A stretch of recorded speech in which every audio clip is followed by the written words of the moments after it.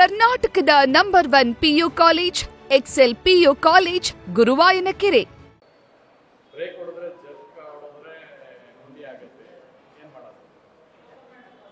ನೋಡಿ, ಬ್ರೇಕ್ಗೆ ಜರ್ಕ್ಗೆ ಗುಂಡಿ ಆಗೋದಿಲ್ಲ.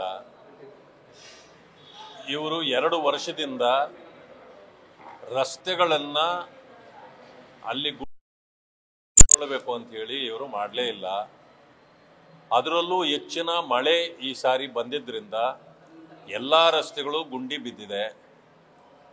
ಬಿದ್ದ ತಕ್ಷಣ ಅದನ್ನ ಮುಚ್ಚತಕ್ಕಂಥ ಕೆಲಸವನ್ನ ಮಾಡಿದ್ದಿದ್ರೆ ಇಂಥ ಪರಿಸ್ಥಿತಿ ಉದ್ಭವ ಆಗ್ತಿರ್ಲಿಲ್ಲ. ಇವತ್ತು ಇಂಡಸ್ಟ್ರಿಗಳು ಕೂಡ ಇದನ್ನೆಲ್ಲವನ್ನು ನೋಡಿ ಬೇರೆ ಬೇರೆ ರಾಜ್ಯಗಳಿಗೆ ಹೋಗ್ತಕ್ಕಂಥ ಪರಿಸ್ಥಿತಿ ಉದ್ಭವ ಆಗಿದೆ.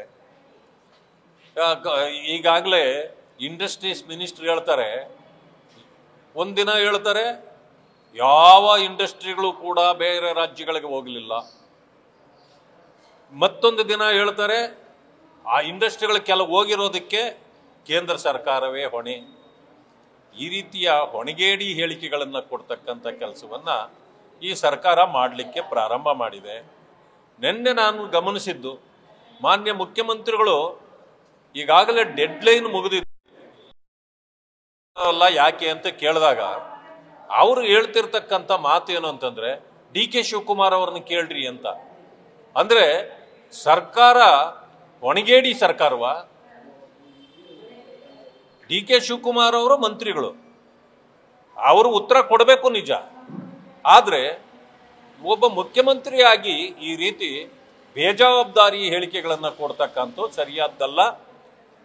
ತಕ್ಷಣಕ್ಕೆ ಈಗಾಗಲೇ ಡೆಡ್ಲೈನ್ ಮುಗಿದಿದೆ, ಈಗ ಏನು ಗುಂಡಿಗಳಿದೆ ಅದನ್ನು ಮುಚ್ಚತಕ್ಕಂಥ ಕೆಲಸವನ್ನ ಮಾಡಬೇಕು ಅಂತೇಳಿ ಆಗ್ರಹ ಪಡಿಸ್ತೇನೆ.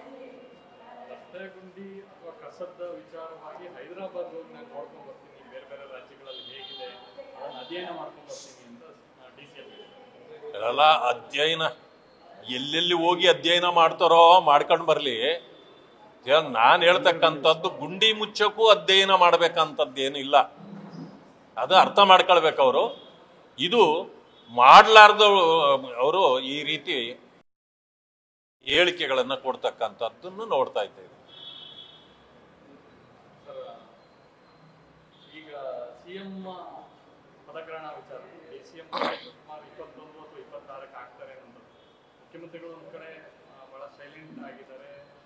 ಇಲ್ಲ, ಯಾರು ಹೇಳಿದ್ದು, ನಾನೇ ಸಿಎಂ ಈಗ ಇದು ಹೆಂಗೆ ಕಾಣ್ತಾ ಇದೆ ಅಂತಂದ್ರೆ, ಡೇಟ್ಗಳೇ ಫಿಕ್ಸ್ ಆಗೋಗ್ಬಿಟ್ಟಿದೆ.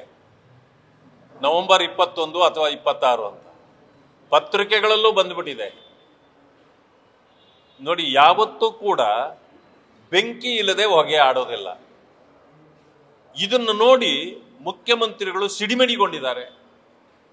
ಈಗ ಅವ್ರು ಯಾವುದನ್ನೇ ಮಾತಾಡಿಸಿದ್ರು ಬಹುಶಃ ಎಲ್ಲರ ಮೇಲೆ ಬೀಳ್ತಕ್ಕಂಥ ಪರಿಸ್ಥಿತಿ ಬಂದಿದೆ ಅಂತಂದ್ರೆ, ಅಲ್ಲಿಗೆ ನಾನು ಅಧಿಕಾರ ಕಳ್ಕೊಳ್ತಿದ್ದೇನೆ ಅನ್ನೋದು ಅವರ ನಡತೆಯಿಂದಲೇ ಗೊತ್ತಾಗ್ತಾ ಇದೆ.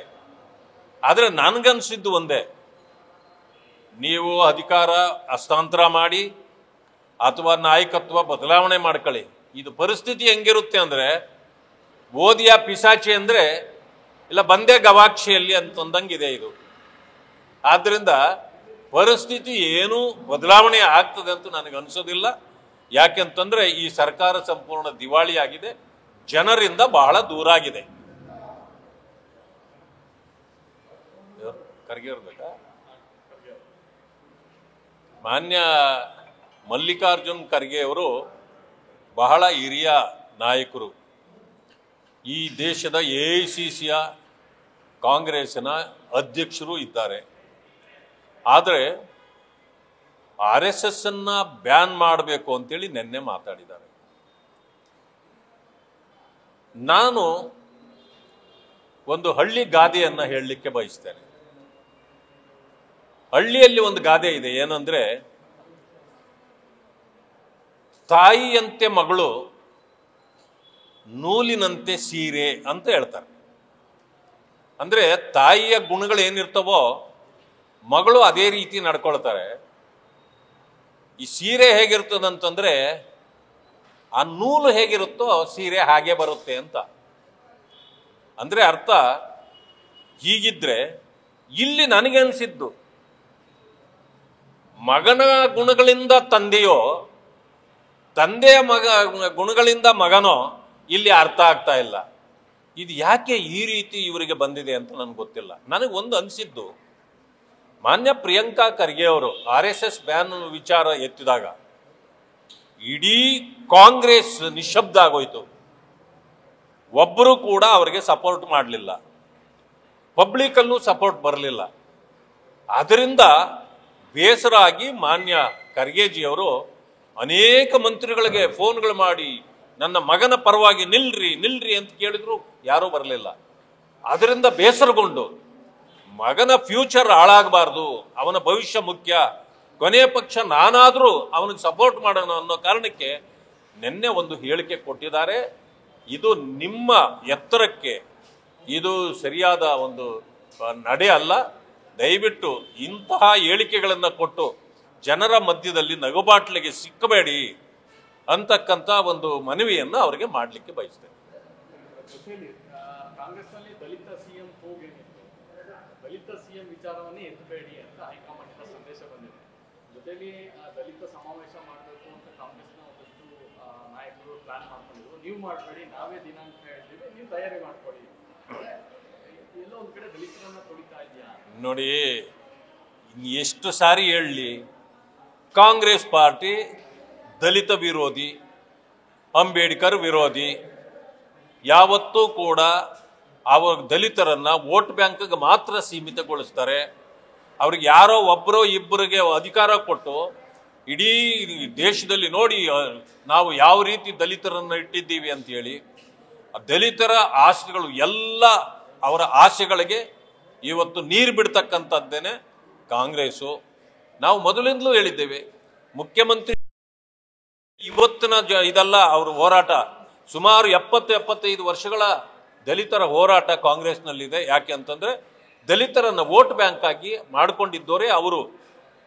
ಅಂಥದ್ರಲ್ಲಿ ಇವತ್ತು ದಲಿತರಿಗೆ ಅವತ್ತೋ ಮುಖ್ಯಮಂತ್ರಿ ಕೊಡಬೇಕಾಗಿತ್ತು. ಹೋರಾಟ ನಡೀತಿದ್ರು ಕೂಡ ಈಗ